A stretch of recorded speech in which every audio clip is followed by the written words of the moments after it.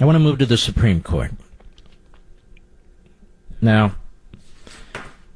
the Supreme Court has a purpose, and the purpose is not what the left seeks to make of it. We had a long discussion about this yesterday, over 2 hours.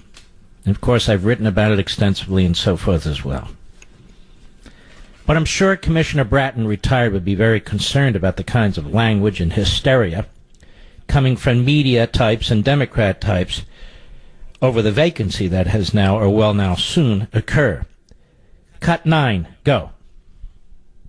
Elections have consequences, and today those consequences are becoming clear. It's time for Democrats to throw down, and what I mean by that is that we've been playing by the rule book, and Donald Trump and Republicans have been playing by street rules. We need to play by street rules. Well, it's definitely moving further to the right, and I think that it's becoming an arm of the Republican Party for certain. We're not screwed. We're actually screwed for generations. Don't allow a vote on this. Don't have a hearing. Don't have a meeting. Don't let anything go forward. Don't play ball with this decision. Protection against pre-existing condition abuses is at stake. Clean air and water that you use and breathe is at stake. The future of your rights to reproduction decisions is at stake. Well, I think that we should be unafraid to play hardball. Nobody appointed Donald Trump king. Nobody makes it to the Supreme Court without going through the United States Senate. We're looking at a destruction of the Constitution of the United States. There are times to fight, and this is one of them. This may be the pull the fire alarm moment that you have been expecting. There you go. The rational, calm, temperate left. You can't tell the politicians from the TV host, can you? No, you can't. Time to pull the fire alarm.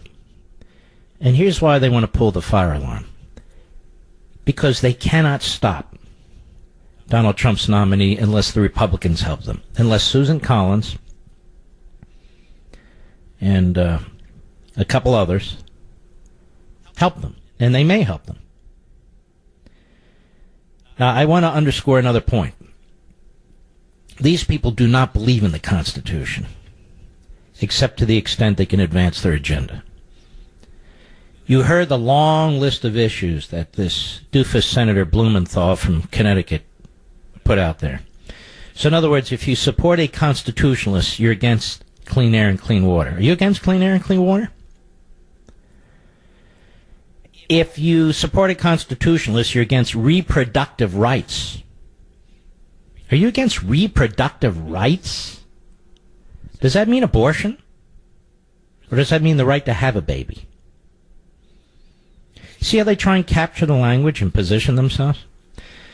If you are for a constitutionalist on the Supreme Court, then you don't believe in helping people with pre-existing conditions? So they lay out their long list, their long socialist agenda. They're now proud that they're socialists. They lay out their long socialist list.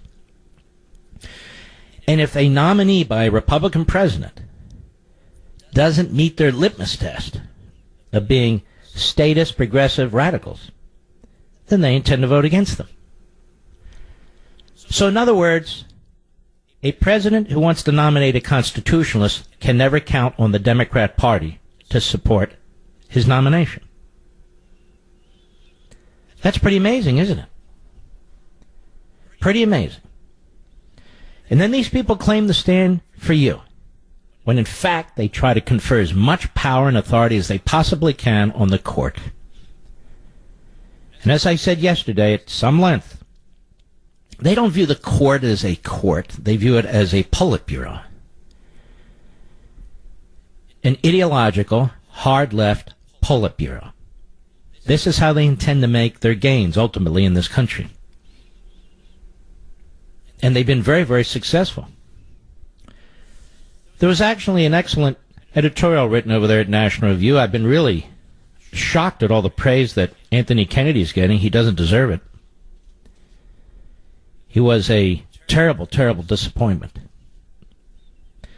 And they write over there, while it is true that Justice Anthony Kennedy was a disappointment to conservatives, the observation misses the point. Kennedy did not owe conservatives decisions that they liked. What all Americans deserve from him was the conscientious application of the law. That they did not get.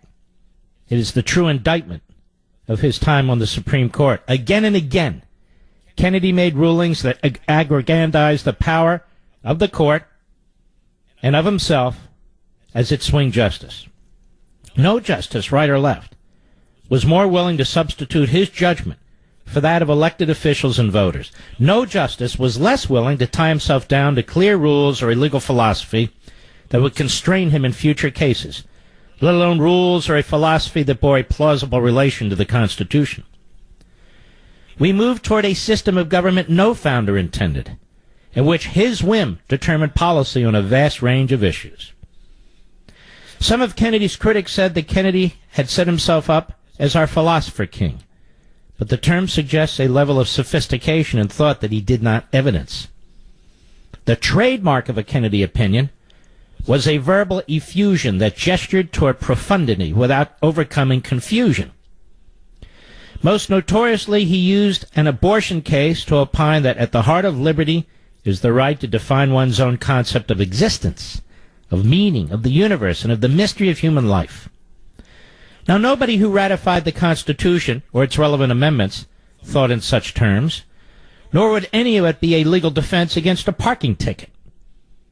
Kennedy's lack of real guiding principles had the happy consequence that he sometimes voted for the right legal outcome and even sometimes concurred in opinions that reached the right outcome for the right reasons. But we hope that his successor will have a much stronger sense of what fidelity to the law requires. And any plausible Trump nominee will be an improvement. So they're celebrating Kennedy. Even the president celebrated Kennedy. The president, I think, celebrated Kennedy because Kennedy decided, and in this he's a patriot, that he would retire during Trump's watch. But that's it. Otherwise, in terms of a Supreme Court justice, he will fade away like Lewis Powell faded away, like Potter Stewart faded away. No offense. And which we need as strong constitutionalists on the Supreme Court. We don't need politicians. We don't need referees. We need constitutionalists. People on the court to do their job. And it drives the left nuts. They think they own the Supreme Court, and as I said, they view it as their Politburo. But it's not. The Supreme Court belongs to you and me. I'll be right back. The Democrats, quite frankly, Schumer, at the point, all these decades, they supported filibustering justices, then they opposed it, and now they support it again. The Joe Biden rule, you shouldn't be voting on a Supreme Court nominee in the last year of a presidency, they supported that, then they opposed it. Now they support even more than that. That you shouldn't vote on a justice nominee before a midterm election. So if you really take them at face value, which is hard to do, you shouldn't vote on a justice nominee the year before a midterm election, and you shouldn't vote on a justice nominee the year before a presidential election. So you have a very narrow window in which you can vote on a justice nominee, right? The Democrats should be utterly and completely ignored and their arguments rejected. We know they own the media.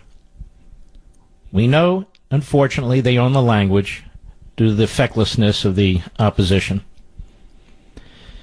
But one vote or two votes, the Republicans control the Senate. And the Democrats are now focused on Susan Collins and Lisa Murkowski. You also have Jeff Flake floating around out there who could be problematic, as well as the other Flake, Bob Corker. If the Republicans can hold their numbers, they will get whatever nominee the president sends to the United States Senate. If it were Barack Obama in Trump's shoes, and the Democrats had a one-vote majority in the Senate, given McCain's situation, there'd be no question that he would get whatever he wants. But we have Benedict Arnolds and we have Betty Arnolds, who are more than happy to undermine this president, as was John McCain when it came to the repeal of Obamacare. And we need to keep this in mind.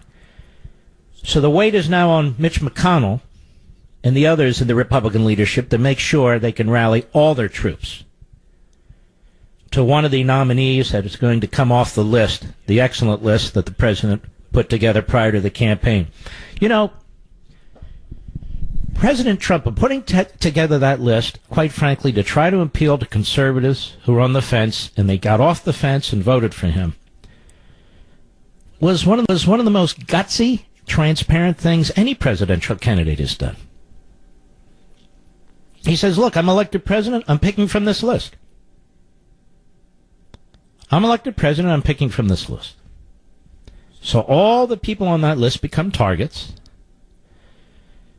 But Trump says, fine. I want my voters to know, or my would-be voters to know, I'm quite serious about this issue. And he has done a tremendous job up and down the judiciary of nominating constitutionalists. Some are more perfect than others, but that's the nature of the beast. And on the left, they keep revealing themselves. And we need to keep pointing out that they're revealing themselves. They will not tolerate a nominee who is not aggressively pro-abortion in the most radical position on abortion. They will not tolerate a nominee who will not embrace same-sex marriage as a federal constitutional issue. They will go through their long list of social issues, their long list of economic issues, their long list of other issues, because it's as if they're interviewing a candidate who's running for office. Whereas we want to know if they're going to uphold the Constitution. That's the big difference. The soft underbelly of the Republican Party gets softer from time to time, are a relative handful of senators. Congressmen too, but senators. Collins and Murkowski are being targeted by the Democrats. And this is a well-known fact. It's an NBC News reporting it. Within hours of yesterday's retirement announcement from Supreme Court Justice Anthony Kennedy, two moderate Republican women in the Senate. See, they're moderates. If you're conservative, you're a right-winger. But if you're a liberal Republican, you're a moderate. And this is what the media do. They became an important focus of Democrats seeking to prevent Donald Trump from appointing a new justice who could reshape the court for decades to come. Now keep something in mind. Gorsuch was nominated to fill Scalia's seat, and whomever the president nominates will be filling Kennedy's seat. And they're going nuts on the left because they think they own every seat. My view is we put in the best candidate we possibly can, regardless of their objections. And we hope that one or two others retire as well. That's the goal. With little power to defeat a nominee outright on their own, Democrats began to look at Senators Susan Collins and Lisa Murkowski. Again, this word moderate. Both are moderates who support abortion rights. And they are likely to face growing pressure should Trump put forward a conservative nominee who might threaten to severely curb those rights. Senate Democrats are happy to lead that charge. So you have it all ginned up by the pseudo-media. Here's two women. They're moderates. They support abortion rights. Now, this is a strange term, abortion rights. Abortions don't have rights. An abortion is a procedure. Oh, women's rights. Is that what they mean? Women's rights? I could have sworn we just spent 2 weeks arguing that children should not be separated from their parents. That to do so is like the Third Reich. And yet I keep hearing that abortion is a choice. And yet that is a final decision when it comes to one life, the baby. Abortion on demand, partial birth abortion, abortion in the last weeks of a pregnancy. They don't want to talk about science now, do they? They want to talk about rights and choices. What about science? It gets better and better and better. I thought they believed in science, climate change, science, that we're the deniers. Well, why do they deny the science when it comes to procreation and pregnancy and babies? The science is abundant. It's indisputable. They don't deny it's indisputable. They just ignore it. And that is the problem with Susan Collins and Lisa Murkowski. And the Democrats will try and position them as anti-choice for women. And they will inundate with them with emails and phone calls and so forth and so on. They'll work Flake. They'll work Corker. But it goes on, the pressure is expected to be more intense now than it was during the confirmation of Justice Neil Gorsuch. This is not merely a prediction, ladies and gentlemen. This is a call to arms by the media, whom both Collins and Murkowski voted for. Since then, both GOP senators have bucked their party on critical issues, including on repealing the Affordable Care Act. Because Kennedy was considered the swing vote on many hot-button issues, including cases related to Roe v. Wade, his replacement will alter the balance of the High Court. And so it's treated as if this is a political committee, not a constitutional institution. Political committee, not a constitutional institution. Just 2 hours after Kennedy's retirement announcement, Collins reiterated her stance, saying that recognizing the precedent of Roe v. Wade, the 1973 law that legalized abortion, remains an important qualification for any nominee. I view Roe v. Wade as being settled law. It's clearly precedent, and I always look for judges who respect precedent. Really? Tell me, was Dred Scott precedent that you would respect? How about Plessy versus Ferguson? How about Korematsu? How stupid is this argument? That if the court rules, then forevermore every court must embrace what the court said, even if that court is an abomination. Even if that court gets it wrong. These are men and women of flesh and blood, and they do get things wrong. Just because they have black robes and they're in a very pretty building and they're cloistered in their conference rooms doesn't mean they're not flawed human beings. And Collins and Murkowski don't even believe what they're saying. They don't believe in precedent in all cases. If the court were to rule that Roe v. Wade is unconstitutional, would Susan Collins then say, that's settled law, I believe in judicial precedent? Of course not. Murkowski released a statement saying her standards for a Supreme Court nominee are extremely high. It's my long-standing practice to carefully scrutinize the qualifications of judicial nominees and to cast an independent vote when judicial nominations come before the Senate. Well, really, then how did Ruth Bader Ginsburg get on the Supreme Court? She's a radical leftist, former general counsel of the American Criminal Liberties Union. How is it that any Republican could vote for Ruth Bader Ginsburg or Sotomayor or Kagan? Let's just take those three. And not vote for a constitutionalist. How is that possible? And yet it is. Collins said, Trump said during the campaign that he would nominate justices who would overturn Roe v. Wade, but during his Senate confirmation hearing, Gorsuch characterized Roe v. Wade as the law of the land. And any nominee who Trump sends up to the Hill should say the same thing, because at least now it is the law of the land. It's the law of the land.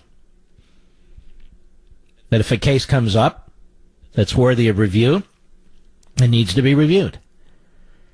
And here's the kicker. Even though they keep bringing up abortion and Roe v. Wade, they're never going to overturn Roe v. Wade. Certainly not with Chief Justice John Roberts. That's just not going to happen. So it's fear-mongering. Now, read the Constitution. You won't find the word abortion in there. You won't find the words abortion rights in there. You won't find the word choice in there when it comes to this issue. And yet now, this is the national litmus test. Collins said that after meeting with him, that is Gorsuch, extensively during his confirmation process, Gorsuch told her that a good judge presumes that the precedent is correct. Murkowski said that she decided to vote for him after much reflection. But now here's NBC. But Gorsuch's confirmation didn't shift the balance of the court. Kennedy was often the deciding judge in 5-4 decisions, and his decisions were often unpredictable. So in other words, we can tolerate maybe 4 constitutionalists, but that's it. After that, the statist progressive agenda must be upheld.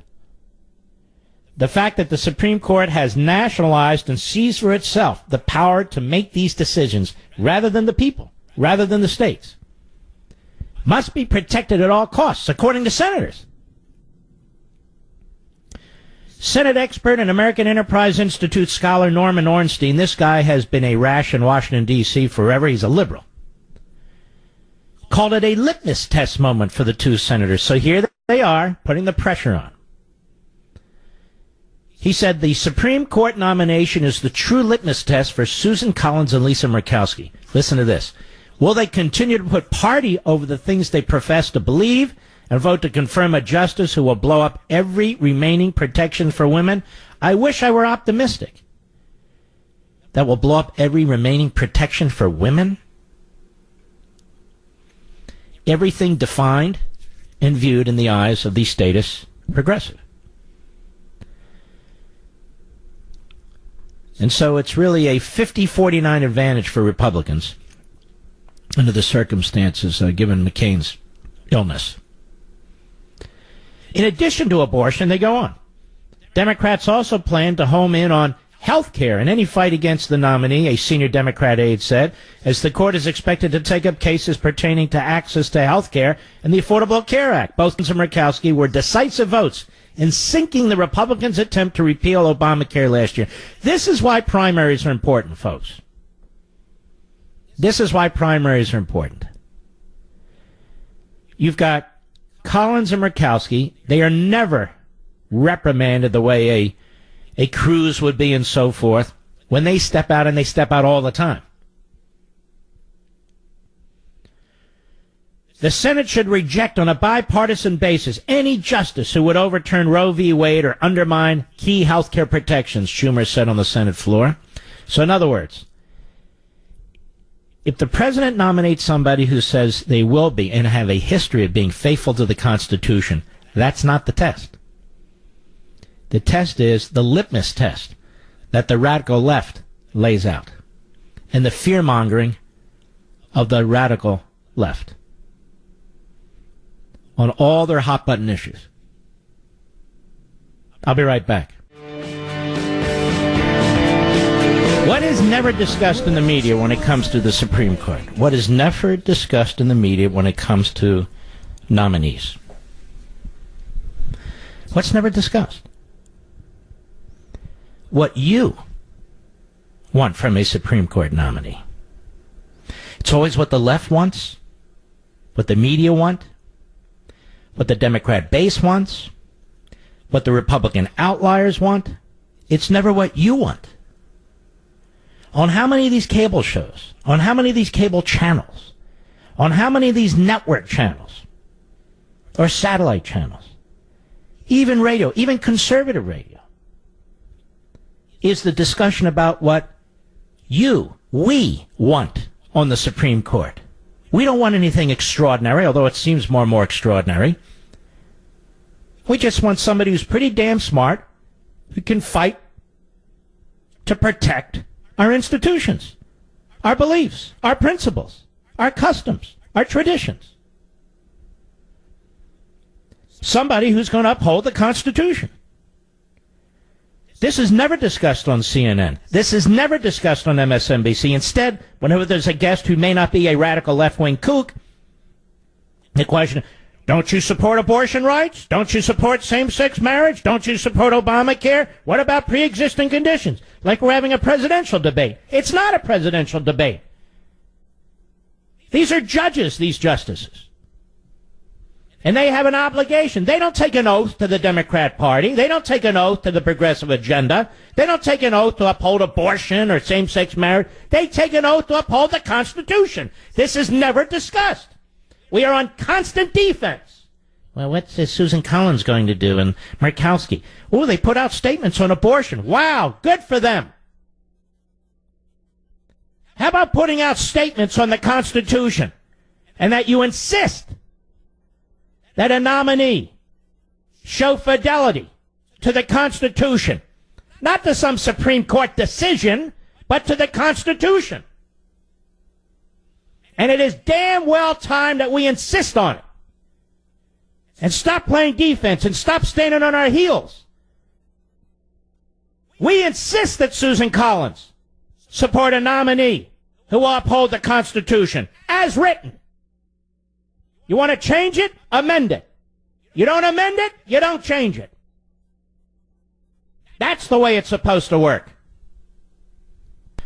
I'm making the case that we need to make the case right now, better than any time, for the Constitution, and that we demand that if some man or woman is going to serve on this court for the rest of their professional careers, that they don't meet some progressive radical status litmus tests and their agenda, but that they uphold our Constitution through our Supreme Court.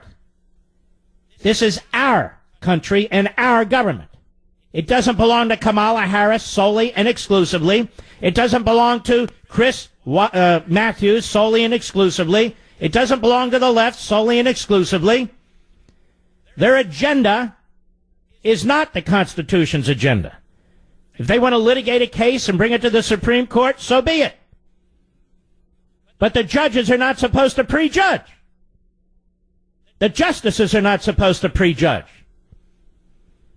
And right out of the box, they're going to support the leftist agenda. So that means whatever case is brought in your town, in your state, or nationally, by any group or by any individual who wants to challenge the progressive agenda as violating a law or as constitutional, the fix is in. That's what the left wants.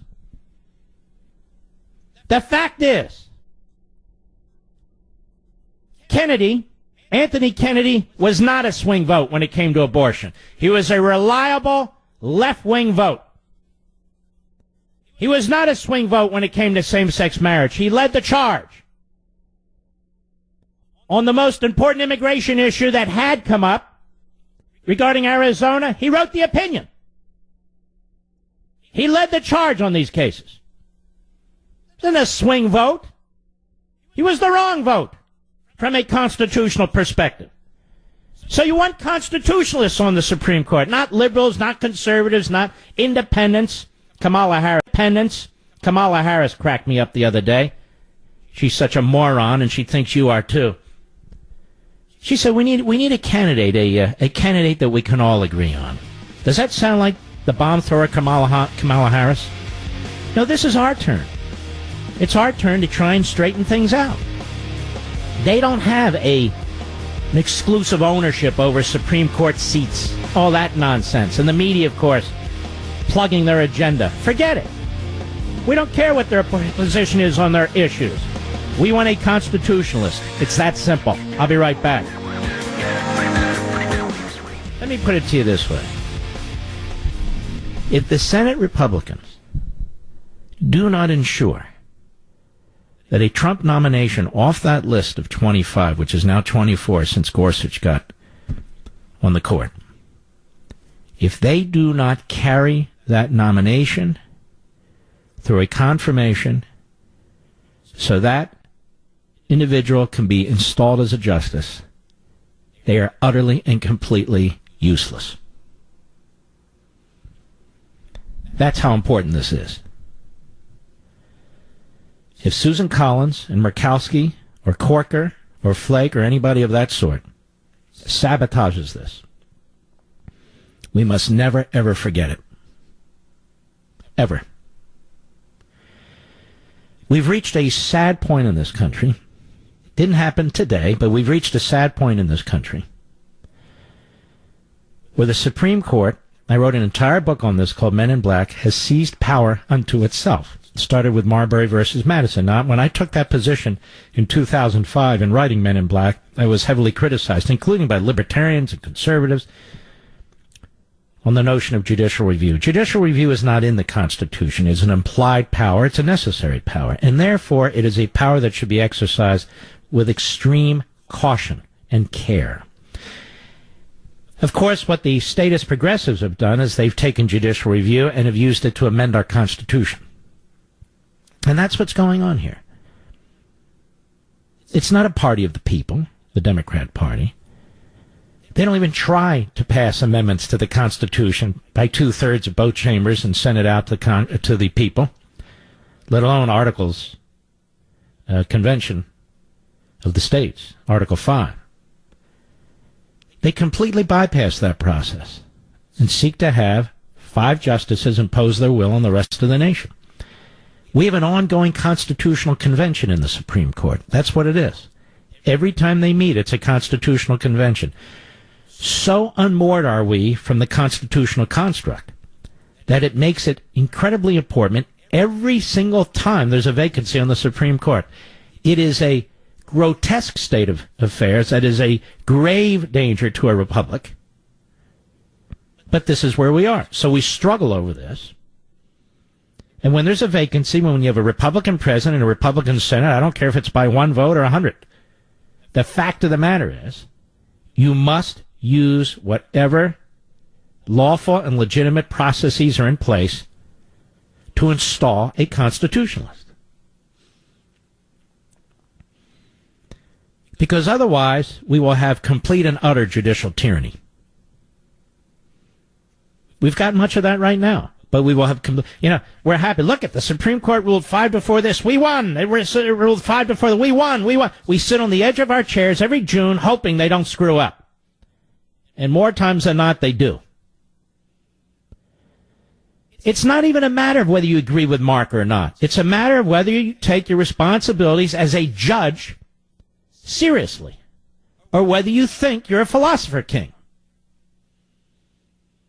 These men and women are flesh and blood. If they want to run for office, they should run for office. The Democrats have put down a marker. They have now said if President Trump doesn't nominate the likes of a Ruth Bader Ginsburg, they're going to fight it. Okay. They've drawn the line. Now the battle begins. But just know your battle is righteous. Theirs is tyrannical. We are right. They are wrong. Our position is good. Their position is bad. You're not pushing for an outcome determinative choice. You're pushing for a constitutionalist to uphold and interpret the Constitution. They are pushing for a radical activist. And they insist.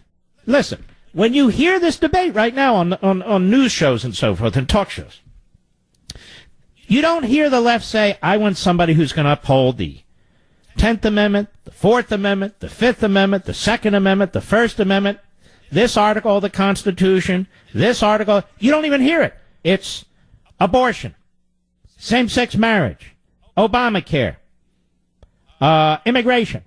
So they're basically saying if the nominee does not embrace a Bernie Sanders, Kamala Harris, Elizabeth Warren, Chuck Schumer, Nancy Pelosi agenda, then they're not qualified. They're not even qualified to sit on the Supreme Court. Those individuals I mentioned never say, or certainly haven't said, well, what about this section of the Constitution, this section? And then there's a bigger irony.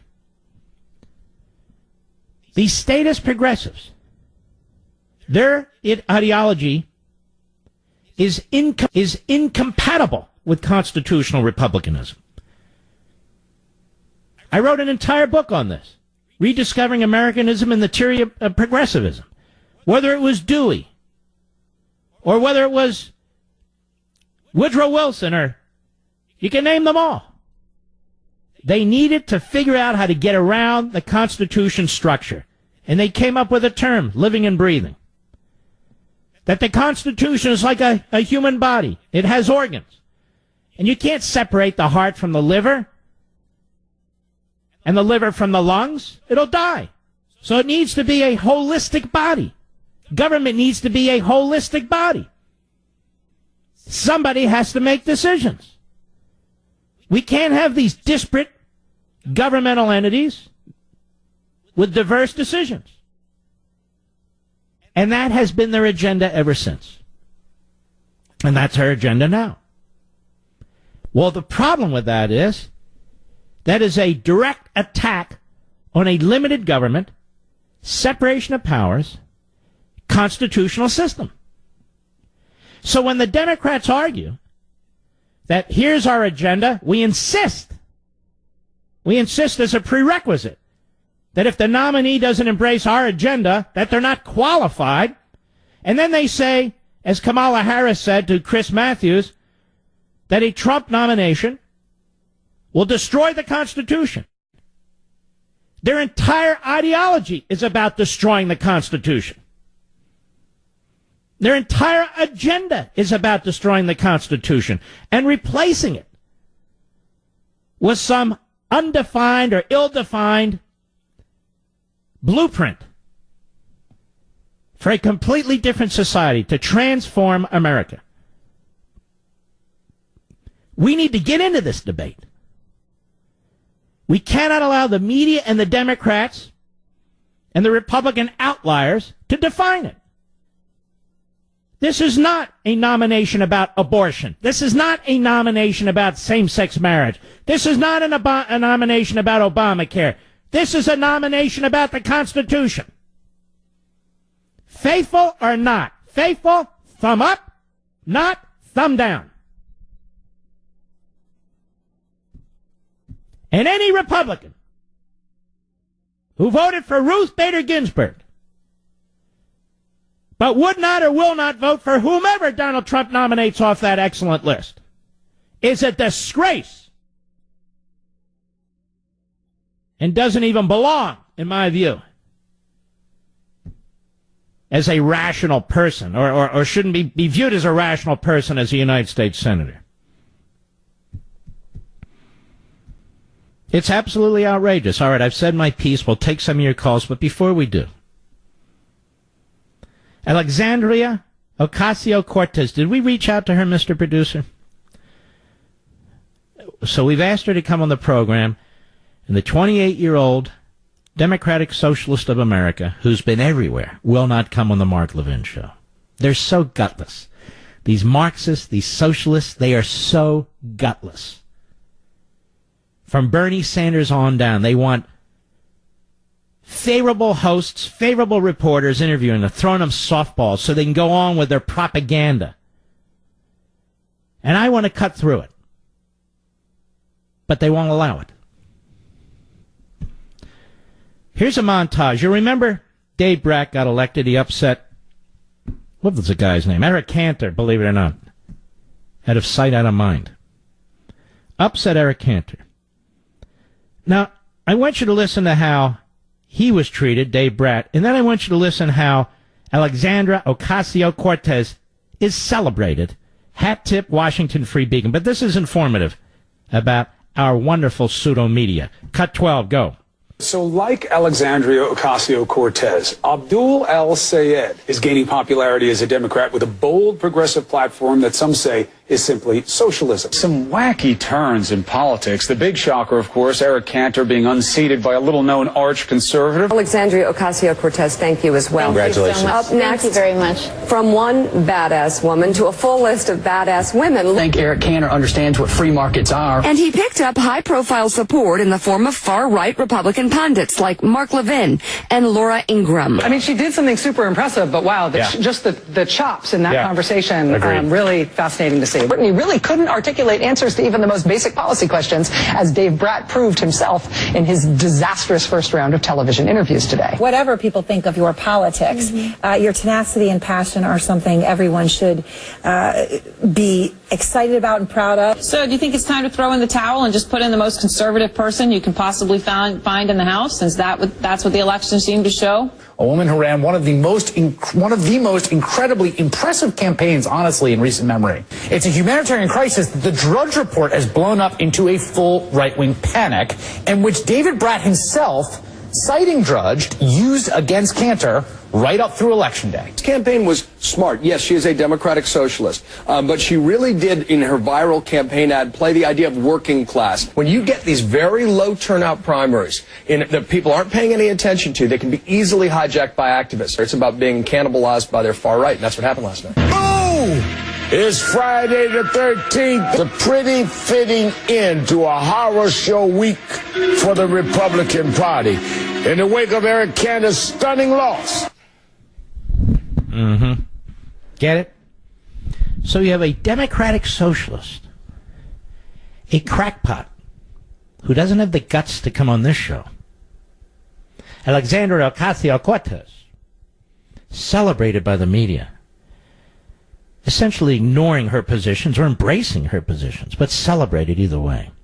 You know, Dave Bratt, who's a traditional conservative who believes in living government, the Constitution, and capitalism, and he's far right, a right-winger. What are you going to do, just throw down and elect conservatives?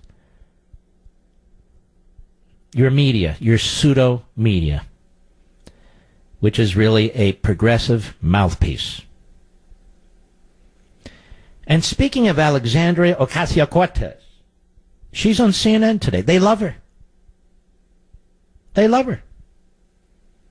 Cut 13, John Berman, dumb as a doorknob. Go. You are a Democratic socialist. You can see how Republicans will bring that up. What's your response? Well, you know, I think that we've seen that the American people, the vast majority of American people, believed in improving. Now, keep in mind, she got a little less than 17,000 votes. I think when I ran for the school board in my township when I was in law school several decades ago, I think I got more votes than she did. Anyway, go ahead. Medicare for all. They believe that we should have public college and trade school. They believe that we should elevate the minimum wage. And, you know, I think it's easy for Republicans to start yelling out labels in order to be divisive. No, we're not yelling out Hitler or Eva Braun or, you know, Nazi concentration camps or Japanese internment, or that the president is a liar, or that, you know, we haven't yelled out any of the typical left-wing liberal crap words. Go ahead. At the end of the day, I believe that our legislative priorities are completely in line and reflective with the majority. Well, I don't know about you, ladies and gentlemen, but I am thrilled to have this 28-year-old setting national policy. Hey, you know what? What? Hey, Medicare for everybody. Oh, cool. Public college and trade school for everybody for free. Oh, health care free for everybody. Oh, look at that. Elevate the minimum wage. Get rid of the student loans. Oh, 28-year-old. Absolutely brilliant. Let's celebrate her, shall we? If she were writing a term paper in 5th grade and said all that stuff, you'd flunk her. You'd make her repeat 5th grade. But in the Democrat Party, this is the future. An idiot. I'll be right back. I think there should be free college and trade schools for everybody. I think there should be Medicare for everybody. I think we should eliminate the student loans for everybody. I think we should let anybody who wants to come into the country come into the country. I really do. Let's see, what else? I think we should tax the rich. Yes, tax the rich. And then what else should we do, Bernie? Yes. Well, aren't you a good little Marxist? Oh, yes, you are. This is the future of the Democrat Party, don't you know? What? A 5th grade understanding of economics? Hey, Daddy, I want a lollipop. Well, okay, honey, here's a lollipop. Hey, Daddy, what? I want some Hershey Kisses. Oh, okay. Daddy, what? I would like an ice cream. Oh, okay, honey. Daddy, that's enough, kid. Honey doesn't grow on trees, you know. Besides, it's unhealthy. This is what we're dealing with. Bernie, Kamala, Alexandra. And then we have the media celebrating it. You know, whatever you think about democratic socialism, whatever you think about, isn't she special? Wow, She got almost 17,000 votes and upset this big, fat slob Crowley, who's been hanging around like a bad rash forever, who barely campaigned. Look at this. This is a tidal wave.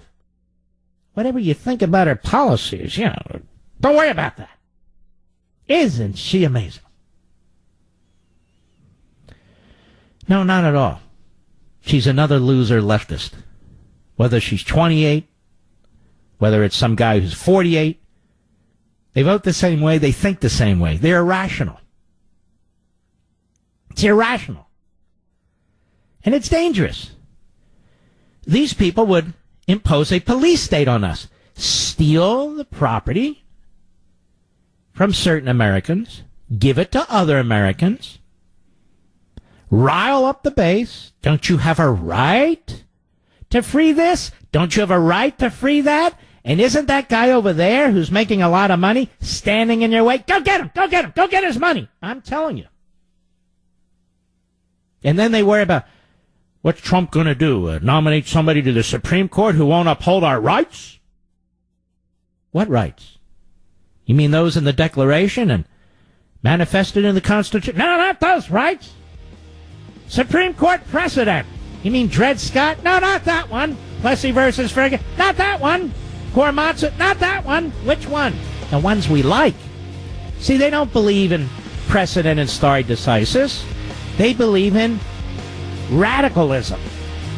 And where the court has ruled the way they like it, that's what you follow. I'll be right back. Let us go to Nick, Chicago, Illinois, Sirius Satellite. Go. Hey, Mark, thanks for taking my call. You got it. We listen to your show. My kids and I listen to your show every day on our commute home. Thank you. And I use it both as a educational experience for me, but also for them because they're obviously young and impressionable, and they're getting the liberal meltdown from every angle in school. So I got to try and reverse some of that. But excellent. I'm trying to. So what's going on?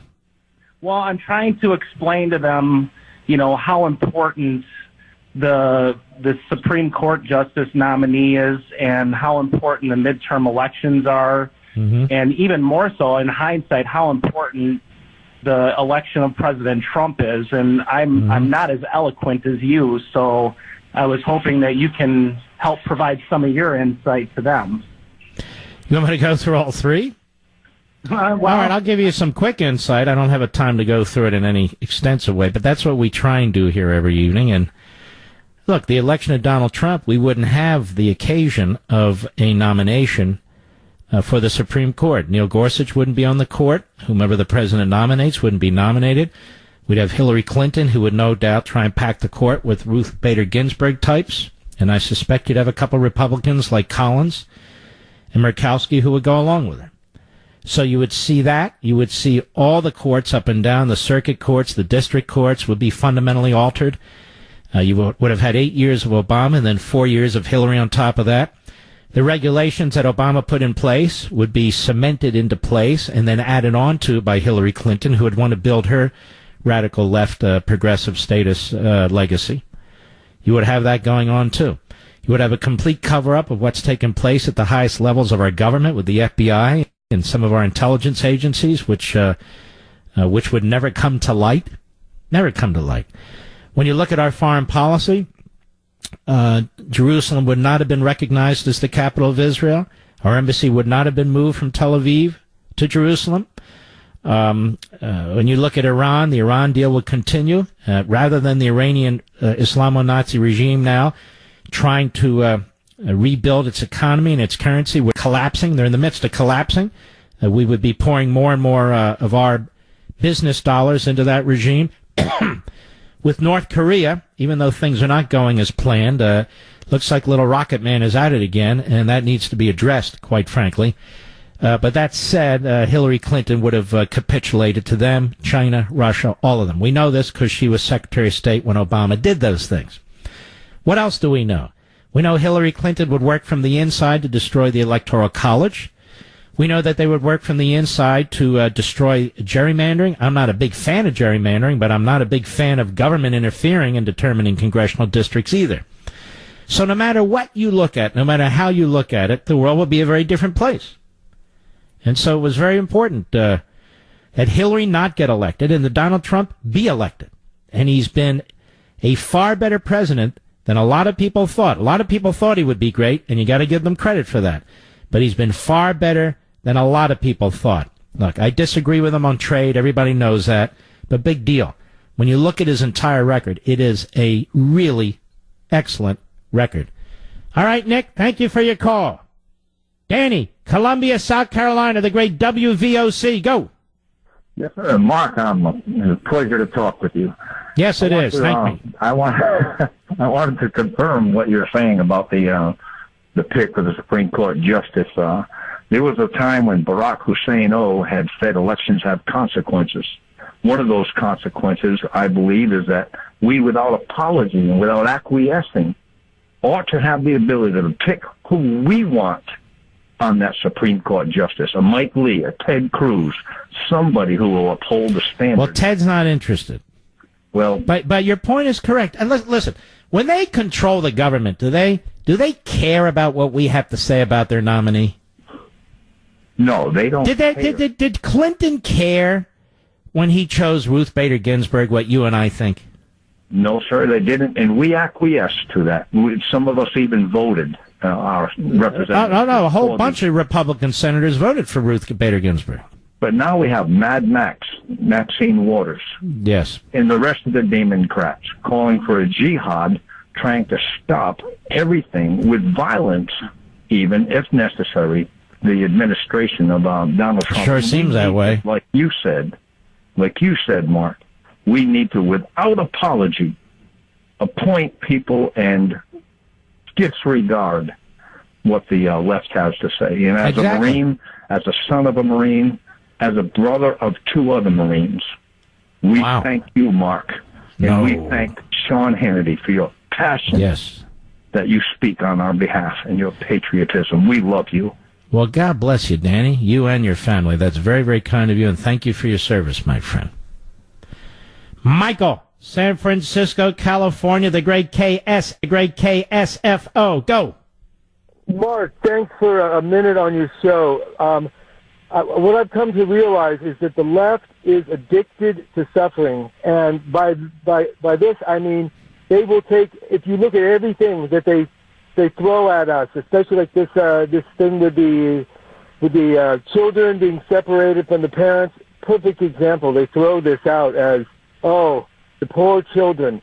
Whatever issue, if you bring it back down to where it emanates from their addiction to suffering. No. Two things. First of all, they didn't care about the children when they were in charge. We all care about those children. They didn't bring it up before. They don't care about suffering. They don't care about our suffering, I think is what you mean. They get a high out of feeling bad about things and making other people feel bad. Rather, if you really cared, you would be addicted to solutions. But they're able to just... Oh, they have solutions. Massive, big, redistributive government. I get your point. I'm being sarcastic. Thank you for your call, my friend. Josh, Springfield, Missouri, the show me state. Don't show me, Josh. The great KSGF. Go. Hey, Mark. Thanks for taking my call. I guess I should refer to you as the National Radio Hall of Fame inductee. Well, aren't you kind, sir? But don't do that. That's embarrassing. I voted twice, and I had my family vote. Chicago rules. Had to get you in there. Thank you. But I'll be quick with my point here. Back in 2016, when Antonin Scalia passed away, the Democrats pushed for Merrick Garland. As hard as possible, they pushed.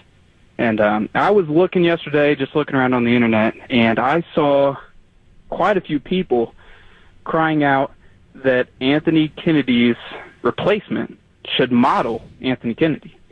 And the double standard that is being thrown out there on how this new Supreme Court justice should be, how his ideology should be, is just appalling to me. The only thing that these people are considering is their ideology. They don't consider the Constitution, what it has to say. It's just their ideology, and it's blown me away. I think we should say we're gonna nominate a constitutionalist who's going to uphold the Constitution, and you can vote up or down. But you don't get to tell us who we nominate, and you don't get to tell us what the Senate does. So you can go on MSNBC and CNN and squawk all you damn well want to. Yeah, and I also love how the nuclear option has completely backfired on the Democrats. And I love it. And your show yesterday, that piece that Guy Benton wrote about how we should really just start handing it to the Democrats and just, pack the courts like Obama did whenever he was president. I thought that was a great piece. If there are vacancies and we control the Senate and the presidency, fill them as fast as you can with constitutionalists. See, we have the moral high ground here. We're not saying fill them with people who agree with us on every single issue. We're saying fill them with people who really believe in applying the Constitution, not people who have their long laundry list of ideological demands. All right, my friend, thank you for your call. We'll be right back.